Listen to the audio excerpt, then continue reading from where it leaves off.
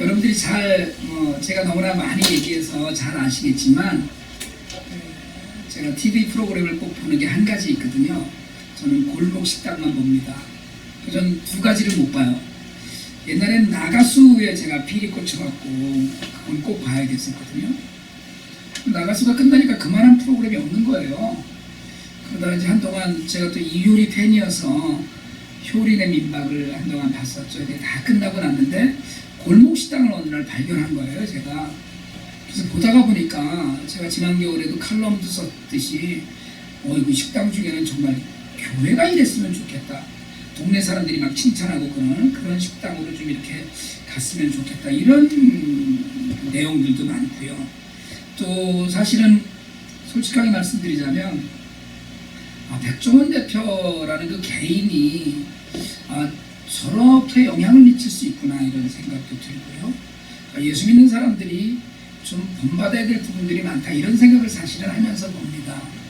그걸 이제 이렇게 쭉 보다가 어느 날 제가 몇 달 전에 처음부터 쫙 다 다운로드를 해서 다 봤어요. 1회부터 시작부터 골목식당 1회 2대 앞에서 시작을 했거든요. 이게 여러분들은 전혀 잘 모르시는 것처럼 눈을 껌뻑껌뻑 하고 계신데 제가 다 알아요. 여러분들도 보고 있다는 거를. 백반집을 가셨어요. 그래서 그 백반집에 가서 이렇게 한가한 식당을 바쁘게 만들어주는 그런 이제 솔루션을 했잖아요. 그리고 이제 요즘 와서 그게 아마 한 1년 반 조금 전 겨울인 걸로 알고 있는데 요즘 와서 이제 옛날에 했던 식당들 요즘 어떻게 이제 잘 되고 있나 화제가 좀 됐던 데들을 찾아보는 그런 프로그램을 요새 2주 동안 하더라고요. 그래서 이제 어디 가니까 열심히 잘하고 있다. 또 뭐 조금 변화가 있지만 열심히들 잘하자고 이제 이런 얘기를 하는데 이대앞 백반집을 이제 가는데 보니까 그동안에 1년 반 동안에 한 6차례 정도 백종원 씨가 보낸 사람들이 가서 도와주고 막 이렇게 했는데 6번째 마지막 사람 평이 뭐였냐면 이 집은 가망 없습니다. 이렇게 평이 나온 거예요. 그렇게 하고 인터넷에 댓글이 달렸는데 뭐 이런 쓰레기 같은 집이 있냐는 등 자관 다 악평이에요. 100% 악평.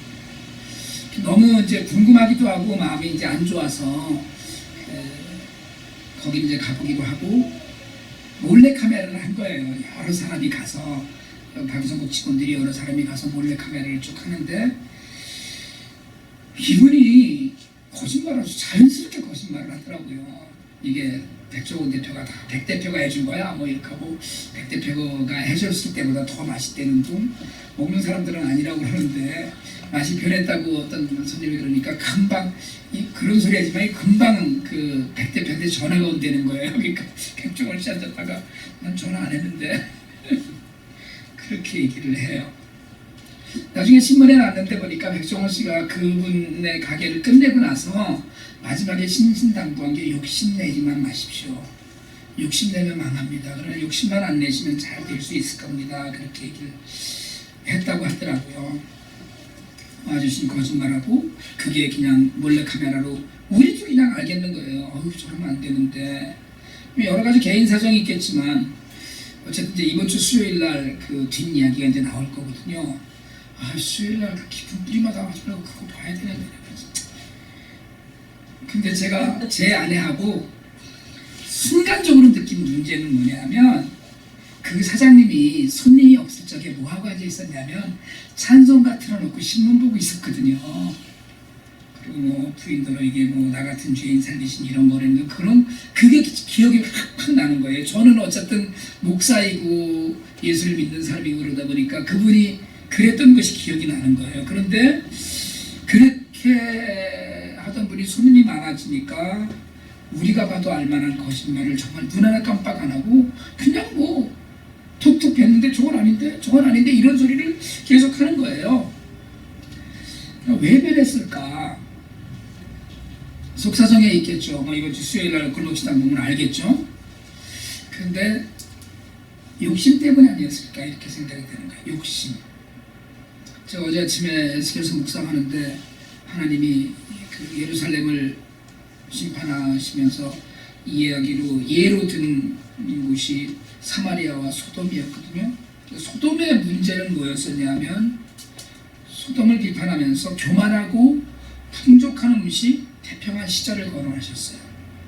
먹고 살만하니까 딴짓한다. 식당 하나 더 하다 보니까 잘 되니까 문제가 뭐냐면 탐욕이 들어갔다는 거예요. 뭔가 조금 더, 조금만 더, 조금 더.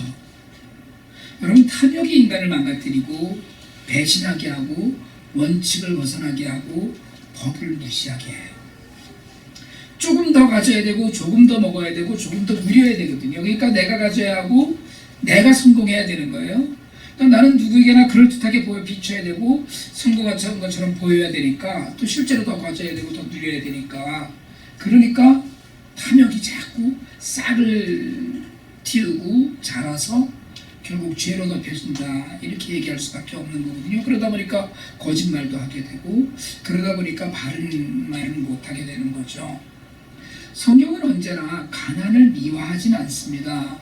여러분, 우리가 가난한 자들을 예수님이 관심을 갖고 있고 슬프고 아픈 자들을 많이 관심을 갖고 있었다고 해서 주목하는 것은 맞지만 가난하다는 것 때문에 칭송을 받는 건 아니에요. 가난한 자를 돕기는 해야 되지만 여러분, 가난하면 천국에 가고 부유하면 지옥 가는 게 절대로 아닙니다.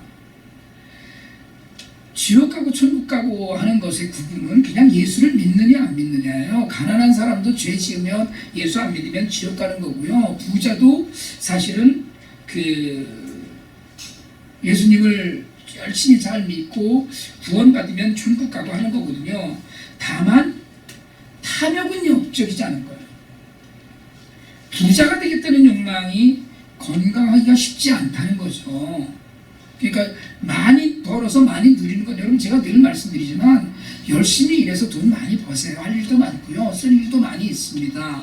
저는 여러분들이 늘 말씀드리지만 좋은 차 타고 좋은 집에서 잘 사시면 참 좋겠다고 기도해요. 저는 늘 그렇게 기도합니다. 그렇지만 그것이 모든 것이 다는 아니라는 거예요. 천국의 소망을 가진 성도는 지난주에 우리가 산상수훈 전반에 걸쳐서 개괄적으로 살폈지만 특히 팔복에서 이야기하듯이 천국의 소망을 갖고 하나님을 믿는 성도는 이미 복받은 상태라는 거예요. 그러니까 복 있는 사람, 복받은 사람, 이게 성도예요. 아, 저 사람 복 있는 사람은 성도거든요. 성도는 어떤 사람이에요? 복 있는 사람이에요. 그러니까 다시 말씀드리자면 심령이 가난해지면 복을 받는 게 아니에요. 성경의 그 번역을 이런 식으로 해놔갖고서는 심령이 가난한 자는 복이 있나니 이렇게 해놓으니까 심령이 가난해지면 복을 받는다 이렇게 얘기하지만, 아니, 우리 힘으로는 여러분 심령이 가난해질 수도 없습니다, 사실은. 그러니까 심령의 가난은 우리 노력으로 되는 것이 아니라 이미 복받은 자가 받은 성품의 품성, 예수님 닮은 모습인 거예요. 그게 그냥 그런 모습이거든요. 그러니까 성경이 말하는 구원이나 하나님이 주시는 복은 내가 노력해서 얻은 게 아니고 은혜일 뿐이라는 거예요. 우리가 자격을 갖춰 뭘 잘해서 은혜 받은 게 아니고 어찌어찌 해서 하나님이 예쁘다고 복을 주시는 게 아니니 불가능한 얘기거든요. 그래서 팔복은 지난주에도 말씀드렸듯이 예수님을 닮는 예수님의 품성인데, 이러저러 하면 복을 받는다는 것이 아니라 복을 받은 하나님의 백성은 이런 품성을 가진 사람이다라고 해석해야 된다는 거예요. 그러니까 복음도 구원도 모르고 예수도 모르는데 그저 무슨 마음이 가난한 사람 복 받는 것이 아니라는 거예요. 예수님을 따르고 하나님을 따르다 보면 성도는 복 있는 사람인데, 어떤 복이냐면 첫 번째 복이 심령이 가난한 사람, 그들에게는 천국이 소유한다는 복이 있다는 거예요. 팔복에 나오는 복을 브레싱이라고 합니다. 세상의 행복은 우리가 해피니스라고 얘기하죠. 원어를 살펴보면 브레싱은 어원이 피를 흘린다는 브리딩에 연결되어 있다고 이야기해요. 피 흘림이 있는 복이라는 거예요. 이 복은 하나님만 주실 수 있습니다. 여러분, 세상은 이 복을 줄 수가 없어요. 하나님만 줄 수 있는 복이 따로 있는 거예요. 하나님이 아니면 줄 수 없는 복이에요. 오직 하나님께서만. 그러니까 이 복은 실제로 하나님과의 관계 가운데서 발견이 되고, 그렇게 복을 받아서 타인과의 관계로 확장이 되는 거지. 그러니까 하나님께로부터 피 흘림의 복이 오는 거예요. 여러분, 우리가 행복이라고 얘기하는 해피니스는 그 어원을 해픈에서 찾더라고요.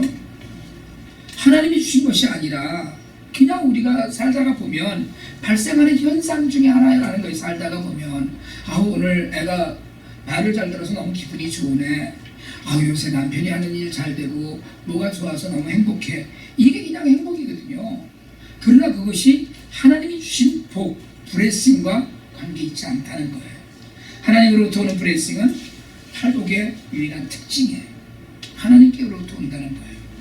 오늘 우리가 그 첫 번째 품성으로 심령이 가난한 사람, 마음이 가난한 자에 관한 이야기를 하려고 하는데요. 여러분, 마음이 가난하다는 건 그럼 뭐냐? 뭐가 마음이 가난한 거예요? 마음이 가난한 건 겸손한 거예요. 근데 겸손은 뭡니까? 사람들 앞에서 우리가 그렇게 얘기하잖아요. 무슨 말씀을요? 이러거든요. 또 여러분, 저를 보면 제가 제 사이즈를 겸손 사이즈라고 그러는 거거든요. 얼마나 사람이 낮아져서 겸손해? 예? 저는 아닙니다. 아무것도 아닙니다. 이렇게 이야기하고 우리가 사람들에게 하는 건 겸손이라고 얘기하지 않고 그냥 겸양의 미덕이다 이렇게 얘기하면 딱 맞는 거예요. 겸손의 진짜 모습은 하나님 앞에서 내가 아무것도 아니라는 고백을 하는 거예요. 내가 나의 주인이 아니고 하나님이 주인이십니다. 그러니까 하나님만이 내 모든 것을 주장하십니다. 이게 겸손한 거예요. 그래서 겸손한 사람은 어떻게 해요? 하나님께 기도하고 하나님께 묻습니다. 하나님께 기도하고 하나님께 묻는 거예요. 여러분, 미국이나 한국에 살다가 선교지 나가는 분들이 공통적으로 하는 이야기가 뭐냐면 기도가 많아진다. 차를 타고 가면서도 기도하고요, 간절히 기도해요. 하나님, 오늘 자동차 바퀴 펑크나지 않게 해주세요. 이런 기도합니다. 선교지에서는. 오늘도 무사히 지내도록, 오늘 밤에 도둑 들지 않도록, 하나님 이제는 전기가 좀 들어오도록 도와주세요. 이 기도예요. 우리가 기도하는 내용 아니잖아요. 이거 하나님, 약 다 떨어졌습니다. 병이 그냥 낫게 해주세요. 그런 기도예요. 매 순간 기도합니다. 저희가 지난 11년 동안에 IT를 60차례 이상 다녔거든요. 거의 70차례쯤 다닌 것 같은데 쉬다가 이제 끝이 났어요. 못 쉬었어요. 여름팀이 다닌 것만 해도 초태를 포함하면 지금 11번째인데요. 제가 기억하는 와중에 가장 큰 사고는 언제였냐면 재작년인가요? 서정희 할아버지 가셨을 때 그 모의고항을 올라가다가 자동차 바퀴에 돌멩이 낀 거, 그게 제일 큰 사고였어요. 사실은 그것 때문에 거의 1시간쯤 서정희 할아버지 저 크신 몸으로 차 밑으로 다 들어가시고 그런 적이 있었거든요. 그러고는 한번 제가 혼자 갔었는데 슈퍼마켓 2층에는 약 도매상에 갔다가 거기서 이윤희 장로님 만나러 갔다가 갑자기 데모를 시작하는 바람에 갇힐 뻔해서 데모대들 틈 사이로, 바퀴 태우는 틈 사이로 대피한 적이 있었거든요. 물론 아슬아슬한 적이 많았지만 그래도 아무 사고 없이 잘 다녔어요. 그렇지만 그러기 위해서는 우리가 할 수 있는 것이 현장에서 아무것도 없다는 고백. 여러분, 미국에서 차 바퀴 사이에 돌멩이 끼면 어떡할까요? 트리플 A 누르거나 정비공장 이집사한테 전화하면 되죠. 그치예요, 그냥. 근데 선교지 가면요, 계획을 세우면서 매일 몇 시간 기도할 수밖에 없어요. 내가 할 수 있는 일이, 내가 주장해서 행동할 수 있는 일이 없다는 거예요. 저희도 사실은 IT 갈 때마다 시간 오늘 어디 이렇게 계획하거든요. 사실은. 그렇지만 그게 제대로 잘 안 이루어질 수 있다고 생각하는 것이 교통체증이 너무 심하니까, 한 번은 한국사님한테 뭘 부탁드려서 어딜 가보셨는데 가보시고 오다가 4시간 반을 차에 계셨더라고요. 너무 죄송하더라고요. 그때는 일이 안 되네. 내 뜻대로 되는 게 없는 거예요. 그러니까 오직 하나님만 의지할 수밖에 없는 그런 거. 근데 교만은 뭡니까? 그러면 교만은 내가 나의 주인인 거예요. 그냥 누구한테 의시되고 뻐기는 게 아니라 그냥 내가 나의 주인인 거예요. 하나님 그냥 계셔요. 제가 다 알아서 합니다. 이게 교만이에요. 그러니까 교만한 사람은 뭐를 안 해요? 기도 안 합니다. 세상은 우리에게 긍정적인 생각을 하면 뭐든지 이룰 수 있다고 가르칩니다. 긍정적인 생각을 해. 그래서 우리 한동안 그런 것만 이제 Yes, I can. 난 할 수 있다. 근데 거기까지 딱 멈추는 거예요. 그러면 하나님이 필요 없어요. 사탄은 항상 우리에게 하는 이야기가 네가 네 주인이야. 이게 사탄이 우리에게 가르치고 싶어하는 거거든요. 그래서 우리는 기도하지 않아요. 기도할 필요가 없는 거예요. 하나님 의지하지 않아도 되는데 무슨 기도가 다 무슨 소용이겠어요.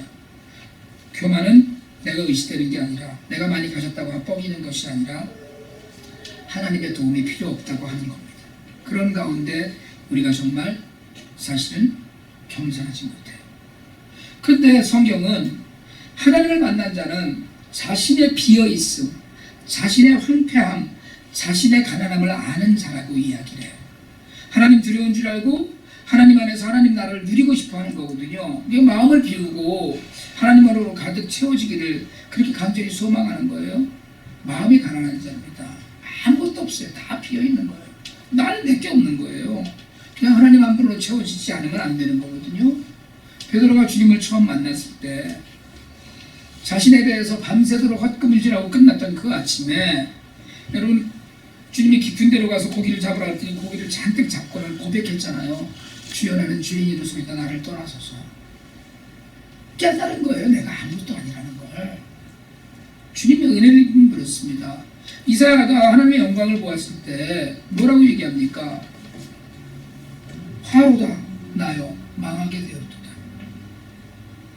나는 입술이 부정한 사람이요 나는 입술이 부정한 백성 중에 거하면서 만군의 여호와이신 왕을 비웠음이로다. 하나님을 보고 나니까, 하나님의 영광을 보고 나니까 내가 이제 죽을 수밖에 없다는 그런 생각이 드는 거예요. 하나님 앞에서 자신이 죽을 죄인인데 거룩한 하나님을 죄인이 만났으니까 이건 뭐 불에 타 죽거나 할 수밖에 없다, 이런 생각밖에는 들지 않는다는 겁니다. 이게 마음이 가난한 사람이 갖는 특징이야. 하나님이 주시는 복으로 마음이 가난한 사람, 하나님께서 우리에게 복 주셨거든요. 마음이 가난한 복을 주셨어요. 그래서 그 마음이 비어지면 천국을 채워요. 여러분 모든 것을 다 가진 것 같지만 세상에는 황폐한 사람들이 많이 있습니다. 아무것도 가진 것이 없는 것 같은데 늘 천국의 소망으로 가득한 사람도 있어요. 하나님의 복을 받은 사람은 돈이 없을 수 있어요. 하나님의 복을 받은 사람은 건강을 잃을 수도 있습니다. 그러나 그럼에도 불구하고 천국을 소망하고 비어진 마음에 하나님의 은혜가 부어지기를 간절히 늘 소망해요. 여러분 돈을 잃는 것을 두려워하는 것이 아니라 하나님을 잃는 걸 두려워합니다. 그래서 마틴 로이드 목사는 이 첫 번째 복을 가리켜서 모든 복의 열쇠라고 그렇게 얘기했어요. 그래서 점진적으로 단계적으로 올라갑니다. 이 복이. 그래서 오늘 심령이 가난한 자의 복으로 시작을 해요. 심령이 가난해지지 않으면 천국에 들어갈 수 없어요. 다시 얘기하자면 내 마음 안에 세상의 것으로 가득 채우고는 하나님 나라를 누릴 수도 없거니와 하늘나라에 갈 수도 없다는 겁니다. 또 심령이 가난한 사람은 벼랑 끝에 선 것 같은 사람이에요. 사실은 길이 없는 사람이에요. 유진 피터슨이 자신이 해석한 메시지 성경에서 그렇게 번역을 해놓았어요. 벼랑 끝에 있는 너희는 복이 있다. 마음이 가난한 자는 복이 있나니 이걸 벼랑 끝에 있는 너희는 복이 있다, 이렇게 했습니다. 너희가 적어질수록 하나님 그분의 다스림은 커진다. 여러분 너무 신기하지 않아요? 벼랑 끝은 어딥니까? 의지할 게 아무것도 없는 끝이에요. 벼랑 끝은 인생의 바닥입니다.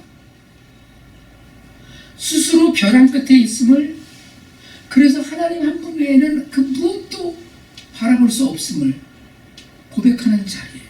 이게 심령이 가난한 자입니다. 원하고 바라고 기도합니다라는 찬송의 후렴 부분에 그런 이야기 있습니다. 하나님의 꿈이 나의 비전이 되고 예수님의 성품이 나의 인격이 되고 성령님의 권능이 나의 능력이 되길 원하고 바라고 기도합니다. 여러분 하나님의 꿈이 나의 비전이 되고 내 꿈을 버렸기 때문에 가능해요. 내 욕망을 내려놨기 때문에 가능해요. 그래서 심령이 가난한 사람은 하나님 나라의 꿈을 꿉니다. 그게 내 비전이 되는 거예요. 예수님 닮는 사람이에요. 예수님의 성품이 나의 인격이 되는 거예요. 세상은 우리에게 많은 것을 강하라고 얘기해요. 그러나 예수님은 우리에게 약하라고 얘기하십니다. 그 성품을 닮아가면서 우리의 인격을 쌓아요. 그래서 우리에게는 마침내 내 힘이 아니고 내 능력이 아니고 예수님의 권능이 능력이 되는 겁니다. 여러분 이걸 바라고 이걸 위해서 기도하는 사람, 예수님께서 주신 팔복의 메시지는 분명합니다. 성도가 하나님의 복을 받고 그 성품이 예수님을 닮으면 나는 분명 이 땅에서도 천국에서도 하나님의 은혜를 온전히 누릴 수 있습니다. 이 성품이 앞으로 이제 애통하고 온유한 성품으로, 의리를 사모하는 성품으로, 박해를 받아도 이기는 성품으로 연결되어 갈 거예요. 여러분, 가난한 마음을 사모하시길 바랍니다. 내 마음에 있는 탐욕과 모든 것들을 내려놓고 내가 오직 하나님 한 분만 바라볼 수밖에 없음을 고백하는 마음을 늘 사모하시길 바랍니다. 탐욕을 내려놓고 거짓을 벗어버려야 돼요. 하나님 나라는 기쁨이고 잔치입니다. 마음이 가난한 자가 누리는 기쁨의 잔치는 풍성하고 은혜예요. 분명히 윤택할 거예요. 우리 삶이 그러하길 바라고요. 내 욕망을 채우고 내 소유를 붙잡고 아둥바둥하게 사는 것이 아니라 마음을 비우고 겸손하게, 그래서 그냥 하나님이 주시는 하나님 나라를 누리는 복 가운데 있음을, 우리가 그렇게 살고 있음을 우리의 삶으로 증명할 수 있기를 바랍니다. 기도드리겠습니다.